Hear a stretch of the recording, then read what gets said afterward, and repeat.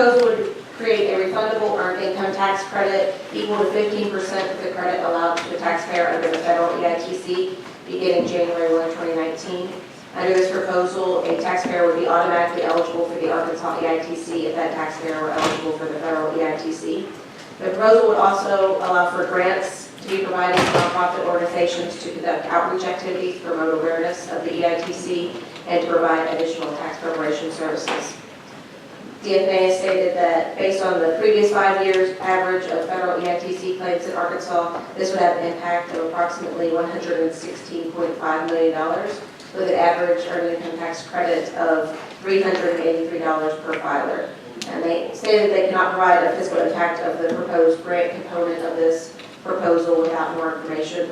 And just as we talked about earlier, the EITC submitted to the consultant for dynamic scoring was a 10% EITC rather than the 15% that you see here. Okay, Senator Elliott, you're recognized to explain and make a motion if you like. Thank you, Mr. Chair. When I was looking at what you proposed here, I looked at all of the ones that we studied in our deliberations, and this matches the Iowa earned income tax credit. And while it may or may not be 15%, because I realize we talked about the 10% on what we just voted on, I'd like to just propose we look at this straight ahead and work out the weeks when we get to the point of writing bills. So I would move adoption of this item. Okay, is there a second? Second. Okay, any discussion or questions? All in favor say aye. Aye. Opposed?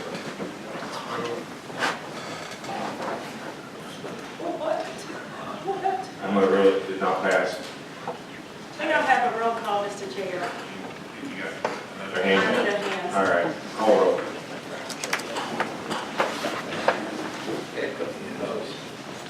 We're not going to discuss it, please.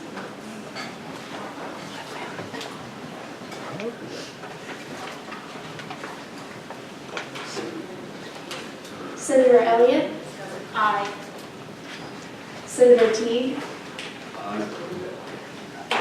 Senator Urban? Senator Disney? Senator Ingram? Aye. Senator Hester? No. Senator Wallace? No. Representative Dodson? No. Representative Jett? Representative Sabin? Representative Sabin? Representative Ferguson? Representative Ferguson? Representative Johnson? Representative Pitch? Representative Pitch? Representative Kavanaugh? No. Representative Heath?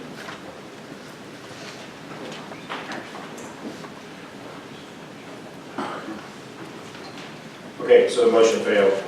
We'll move on to the next one, tax triggers. I think 16 has been pulled, so we're on to income tax proposal number 18.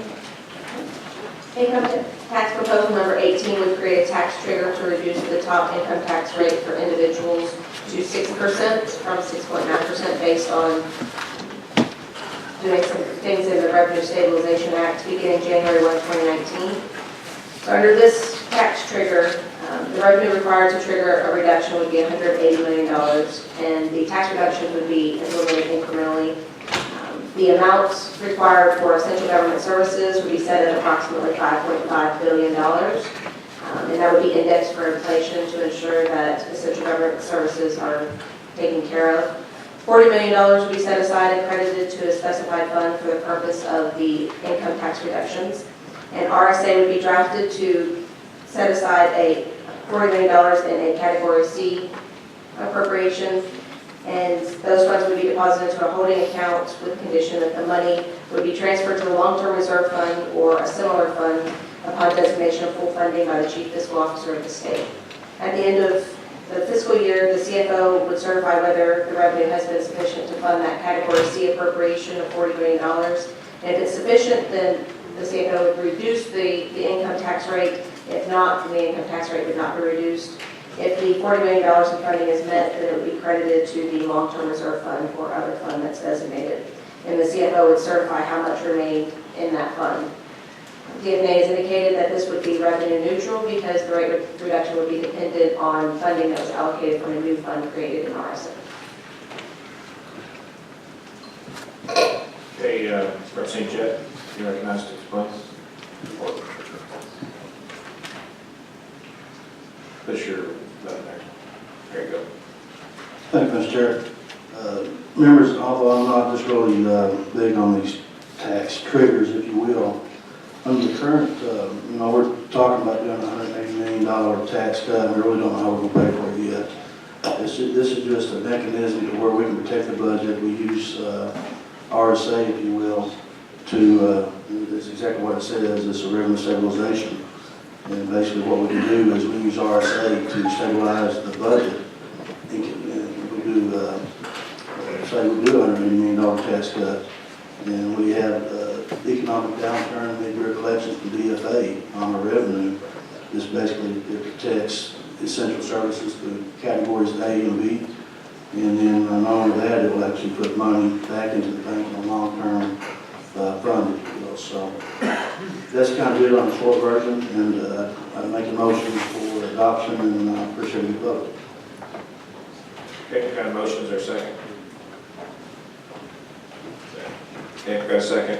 We've got time for discussion. Representative Dodson, you're very cool. Let me just say something first. So, as I talked to Representative Dodson earlier about the triggers that he had in his, as you all know, we've already recommended throwback rule, net operating loss, single sales tax factor, and the plan that got the #1 rating was dropping it to 6.5 versus 6.0.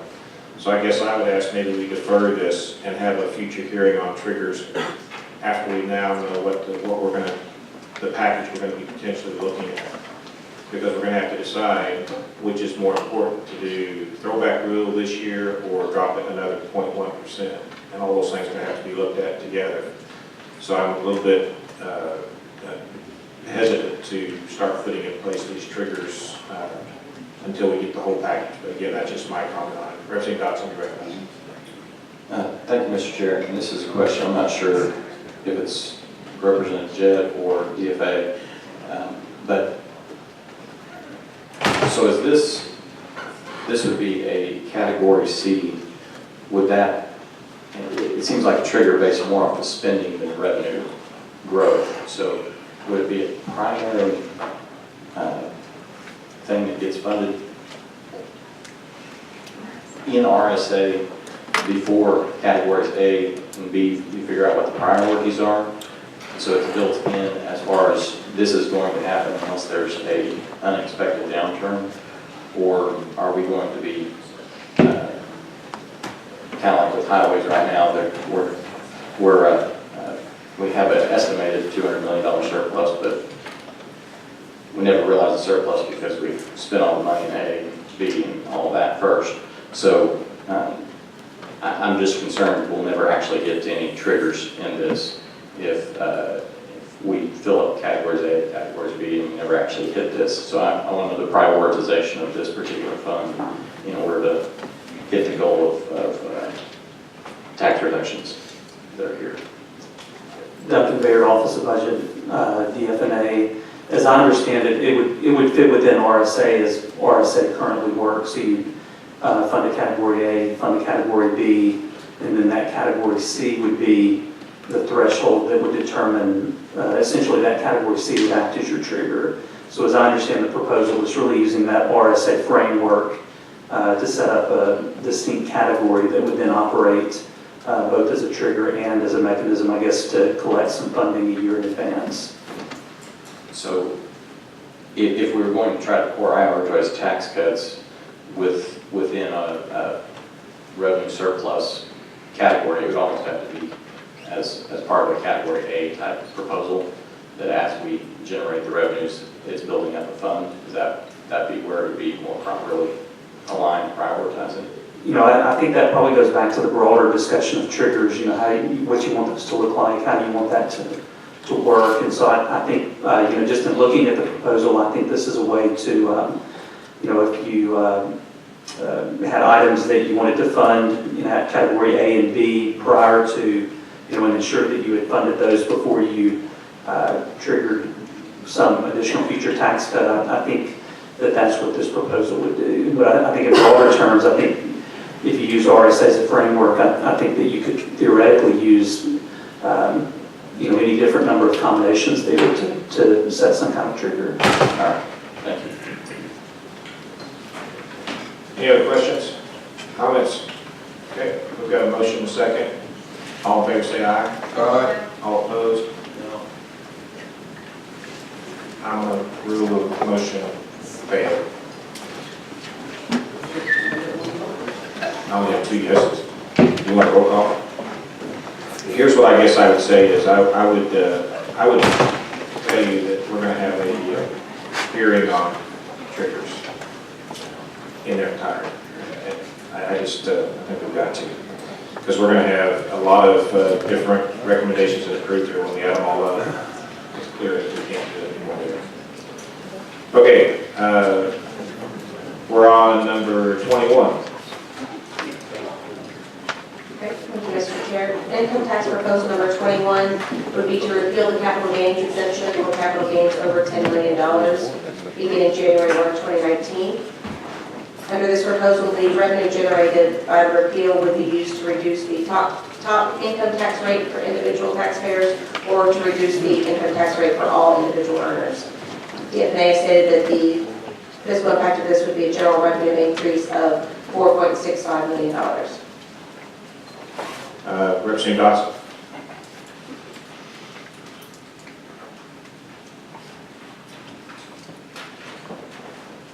Push your button again there. Okay. Sorry, I was having a side conversation there. Which one? Capital gains over Capital gains over 10 million. This is mine?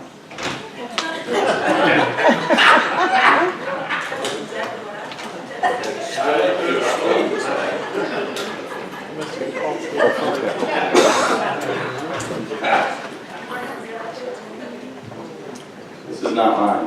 I don't know what you're talking about. Representative Johnson, you want to claim it? Sure, I'll I would withdraw this. Well, again, you don't want to make a motion. Representative Johnson, do you want to make a motion? Okay, so why don't you explain the thought process and then you can make the motion. Okay, in 2015, we passed the tax cut, and along that, we removed the 10% capital gains that, over $10 million. That does help a limited number of people, 7 to 10 a year, and it is different people. I understand every year, not always the same people. But, we're looking at cutting income tax, we're looking at lowering people's taxes, and I don't feel this is necessary to help 7 or 8 people a year. And so I would suggest that we